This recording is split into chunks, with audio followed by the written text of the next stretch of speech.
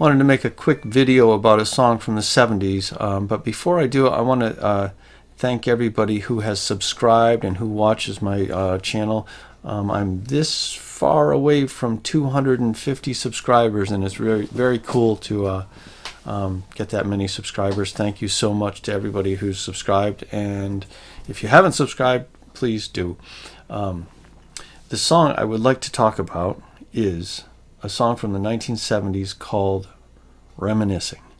And Reminiscing is, it sounds like a very simple pop tune, and a lot of people think it's sort of just a simple, cheesy pop song. But it has a lot of really incredible stuff going on in it. It's one of the things that it does that a lot of songs don't do is it does a certain amount of key change. It's not always in the same key. A lot of songs will be, you can play them with a 1-4-5 progression or something like that. This particular song goes a little bit out. When it starts off, it sounds very much like it's in the key of E flat. And that progression is a typical jazz progression called a 2-5-1. We start with a 1 chord. 2-5-1 is F minor 7 to B flat 7 to E flat, 2-5-1.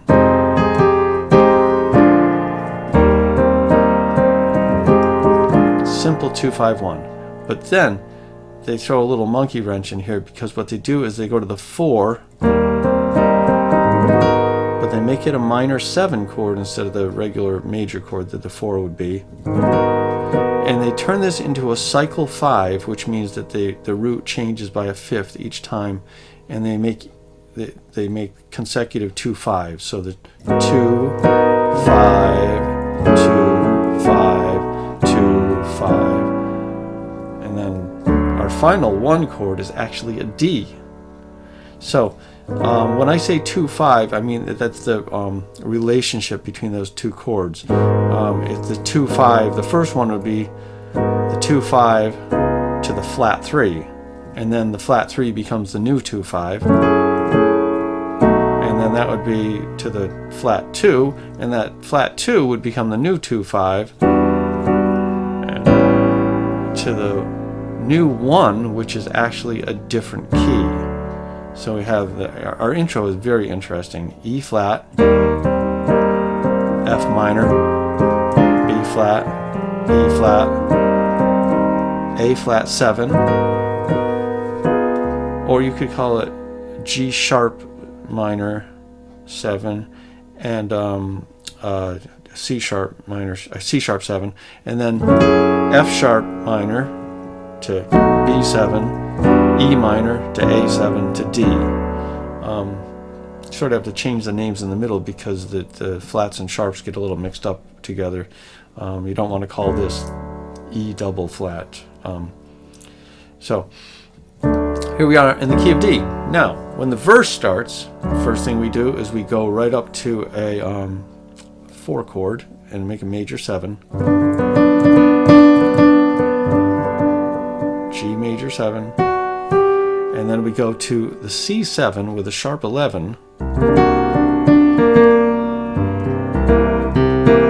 then we go to B7,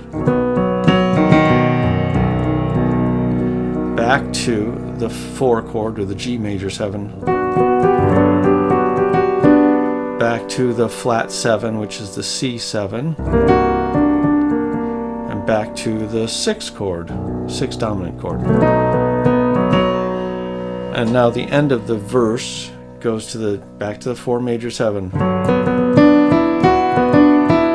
the flat 6 dominant chord, which is a B flat 7. Back to the 1 chord.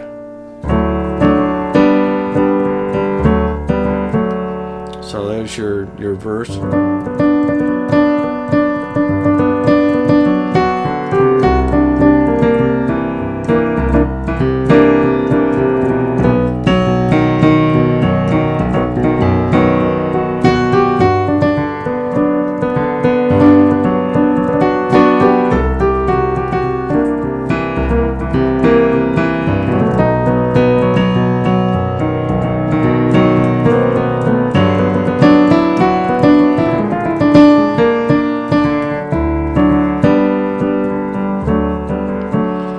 interesting.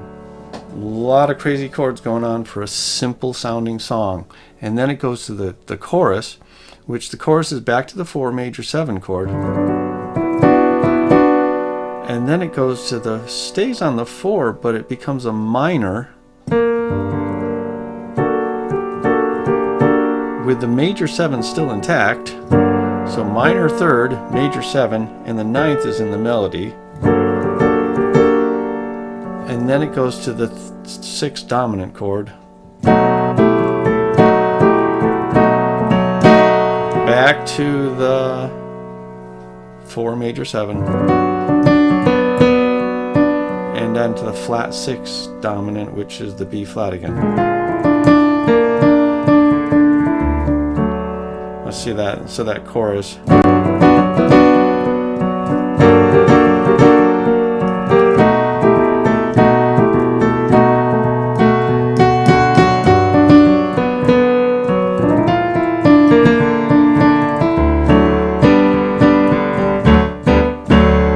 And then right away it goes into that that little E flat thing.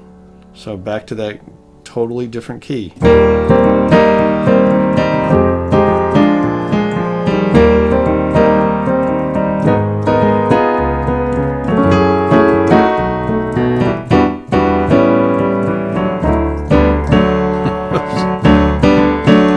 So then the next thing is it comes back and does a solo, I believe, on the G major 7. And one thing I want to say about when it goes to that C7 sharp 11, we're on the 4 major 7 chord here with the G major 7.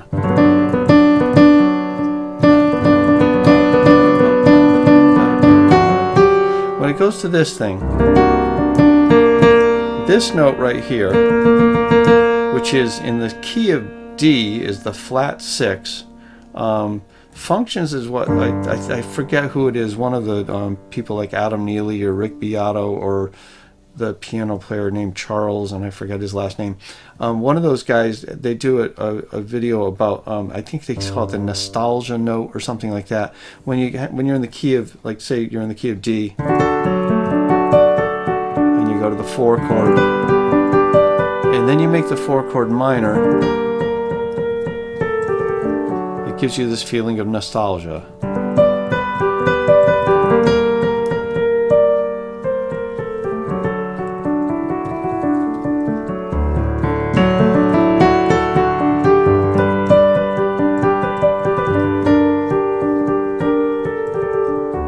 So that happens in this.